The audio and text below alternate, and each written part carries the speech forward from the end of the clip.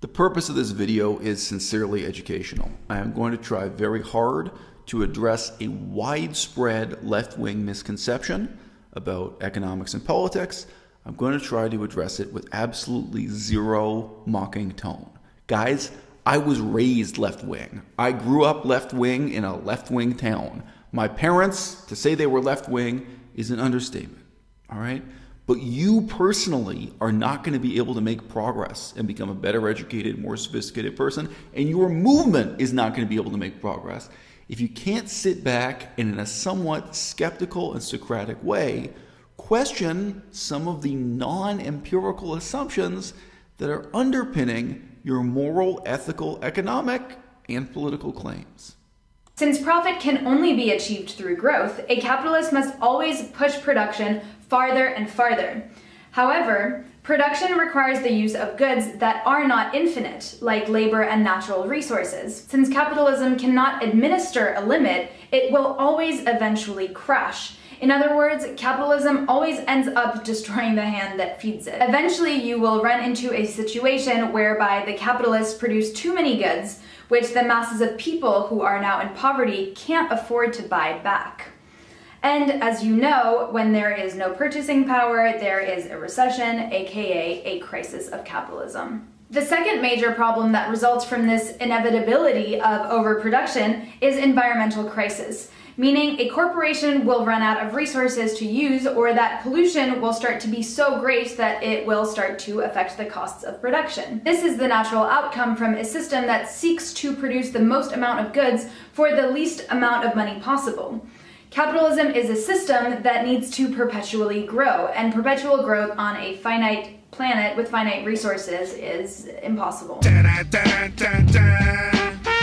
If this philosophical claim were true, it would have some definite real-world implications. It would necessarily mean that a capitalist society with zero growth would be a disaster, would be a dystopia, would be in a state of internal calamity, tearing itself apart, the workers struggling against their employers, so on and so forth, right?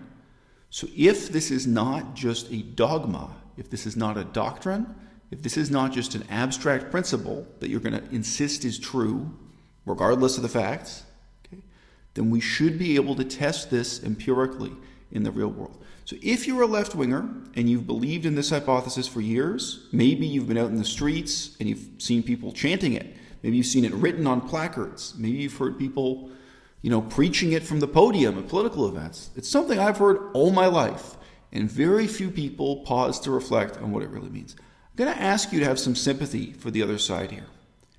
I want you as a left-wing person to sympathize with a right-wing person who's grown up being told by their parents, their grandparents, and the church officials, the church father, the church pastor.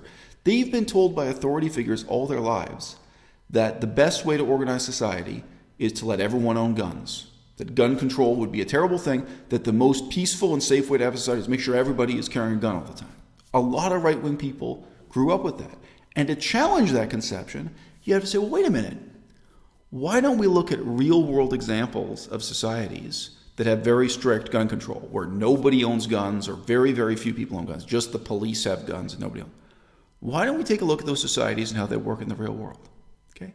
The right-wing person who grew up with the mentality of justifying gun ownership, they may have a completely coherent, abstract argument from principles, from axioms, as to why they think the world would be a better place if everyone can own a gun, and how it's going to lead to some kind of terrible tyranny, despotism, or actually higher crime rates and higher rates of armed rebellion and this kind of social unrest, social upheaval, if you restrict the number of people who own guns. That may seem convincing, written out on a chalkboard in abstract principles.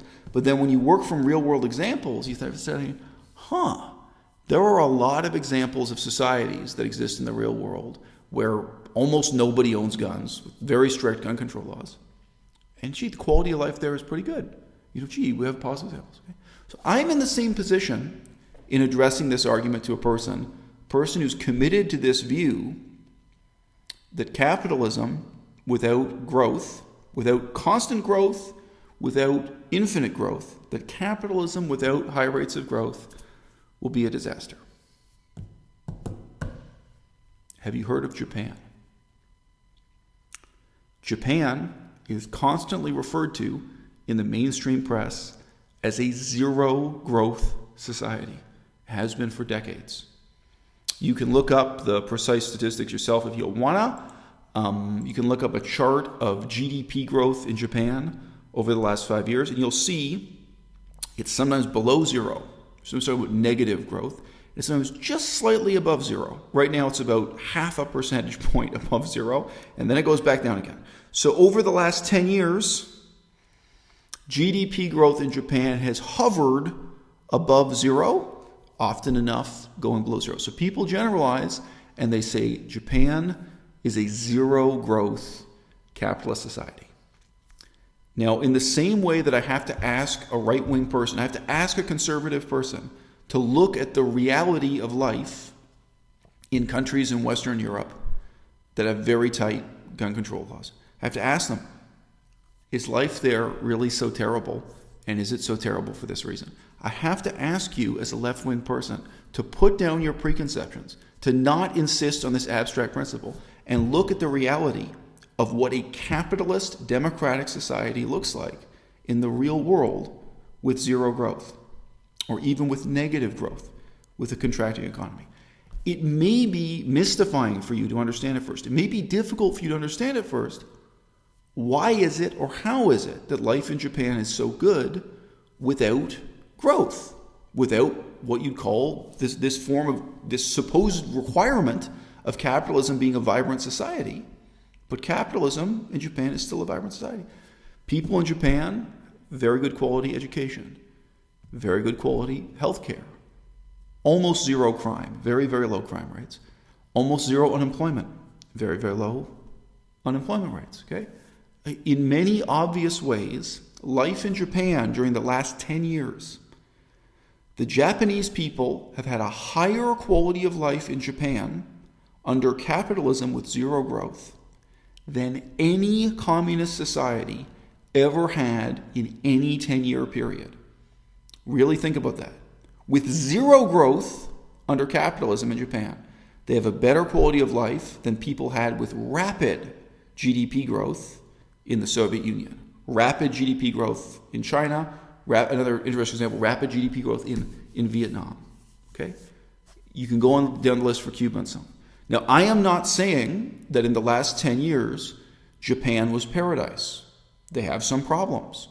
But you have to face up to the fundamental empirical facts that make your theory wildly implausible. Japan is not a tiny exception here. And you could go through the list of other countries, capitalist societies, that have had a very, very low GDP growth or negative GDP growth while maintaining basically a wonderful society, a wonderful quality of life. But even if Japan were the only example to the contrary, it's an example you have to take seriously.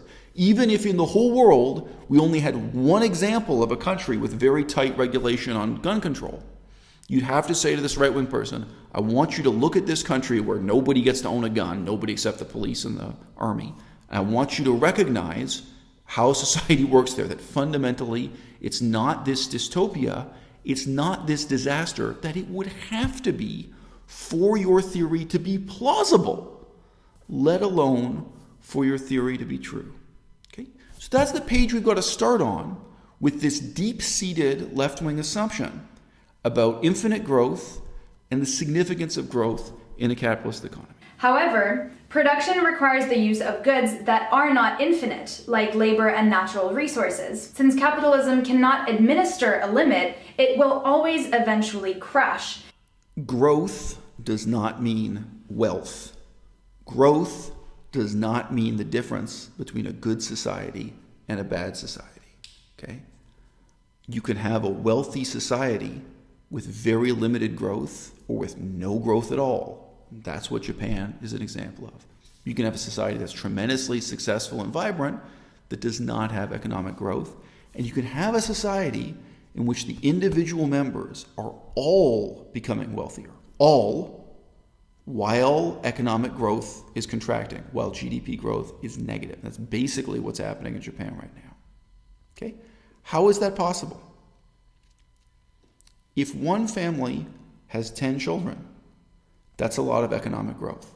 Because what you're measuring when you talk about economic growth is just total production and total consumption. That's it. So if every family in your society has 10 kids, it's a lot of economic growth.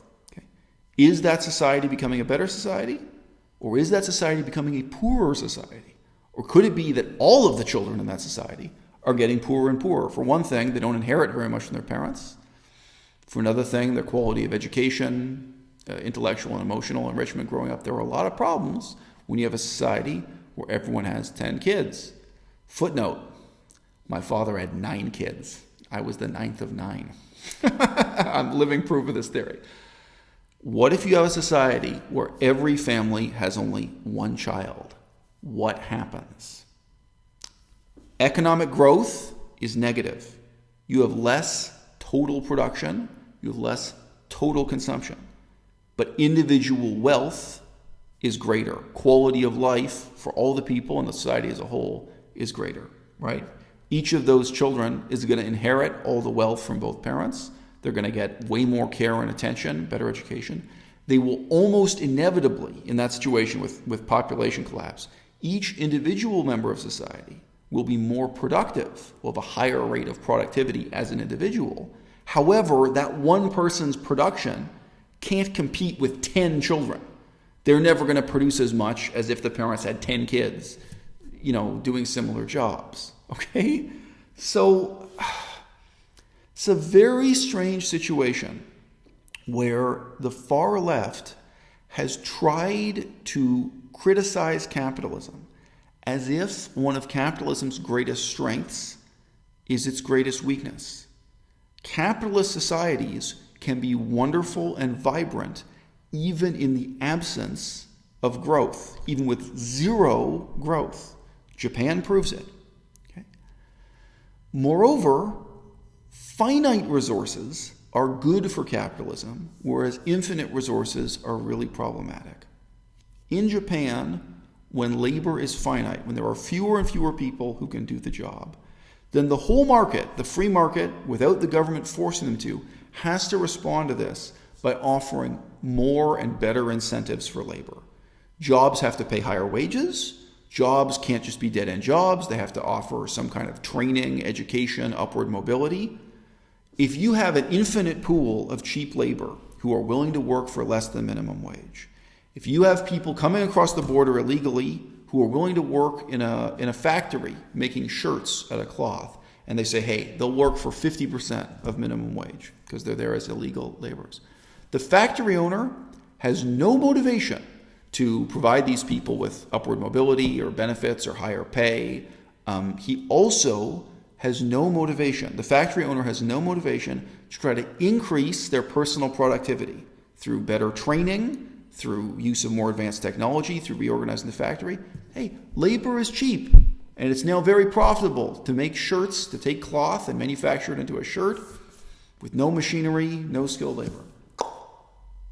Then let's say someone builds a wall, and all of a sudden that factory has no access to cheap, illegal migrant labor anymore.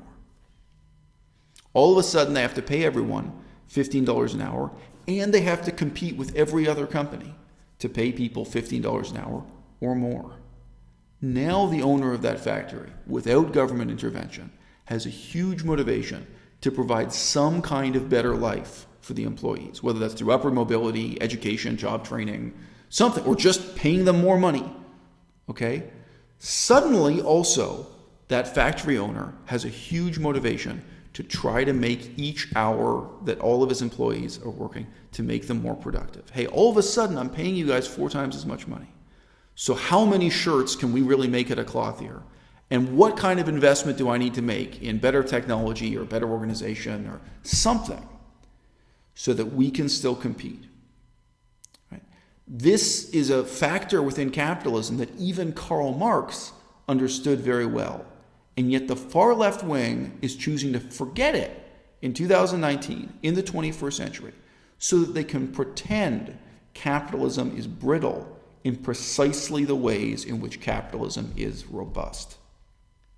Finally, any argument that scarcity itself is a problem for capitalism, there's an onus on the person making the argument to explicate what is it that's unique about capitalism that makes this a problem. If there's not enough drinking water, people will die. It's true, but it's not true because of capitalism. And it's not any less true in a society that's organized around feudalism or that's organized around communism, okay? But what capitalism has are tremendous advantages in responding to scarcity through the price mechanism. Communism didn't have those advantages, and it led to disasters. Feudalism didn't have those advantages, and it led to disaster, okay? Scarcity is a fact of life for all actually existing economic systems in the history of the world. But if you thought scarcity itself, the absence of infinite factor inputs, the lack of infinite labor resources, the lack of infinite water, infinite coal, infinite steel, if you thought that was a problem for the history of capitalism, why can't you point to real examples in history where that problem demonstrated itself, whether in Japan, Denmark, or anywhere else on this earth? Guys, the slogan that capitalism requires infinite growth is a slogan that many left-wingers have heard chanted at marches. They've seen it written on placards. They've heard it said in speeches by political leaders. They've seen it written in propaganda literature again and again and again. And people live their whole lives without stopping to question, what would be the empirical basis for that claim? How could it possibly be economically, demonstrably true that in a world where nothing is infinite, capitalism must have infinity to be sustainable? Japan is a great example that shows us capitalism doesn't just thrive on finitude. Capitalism can thrive with zero growth.